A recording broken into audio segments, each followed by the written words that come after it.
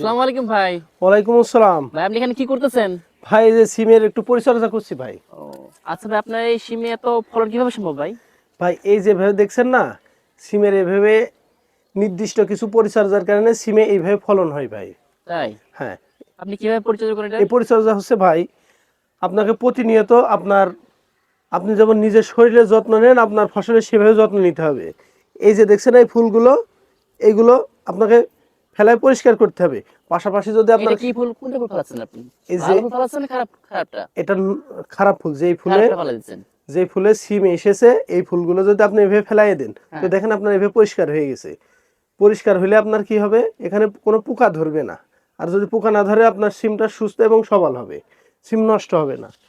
আর আপনি যদি এই পাতাগুলো এইভাবে ভেঙে দিতে পারেন, যে পাতায় সিম চলে এসেছে এবং এই যে লতা পাতা এই যে জড়াই গেছে না, এইভাবেই এগুলো খুলে আপনাকে দিলে, এই যে এটা পরিষ্কার হয়ে গেল ভাই।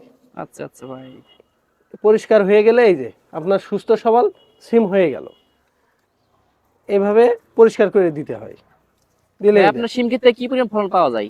এখান থেকে ভাই আপনি প্রত্যেক সপ্তাহে যদি একদিন সিম উঠান, যদি আপনার 1 বিঘা সিম থাকে, 10 মণ, 20 মণ, 15 মণ এভাবে সিম ওঠানো সম্ভব ভাই। তারও অধিক পরিমাণ সম্ভব, যার যেমন পরিচর্যা তার তেমন সিম হয় ভাই।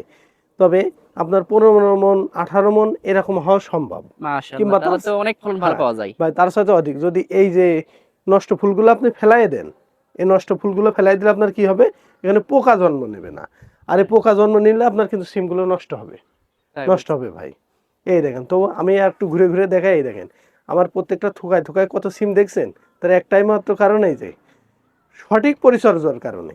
আর একটু দেখাই আপনাদের, এই দেখেন সঠিক পরিচর্যার কারণে দেখছেন আমার সিমগুলো কেমন সুস্থ সবল, এতে কোনো পোকা ধরেনি। এই দেখেন, দেখলে বুঝতে পারছেন আমার খেতে কোনো পোকা না। এই দেখেন সিম কি পরিমাণ ধরেছে দেখছেন, তো দেখলে বুঝতে পারছেন।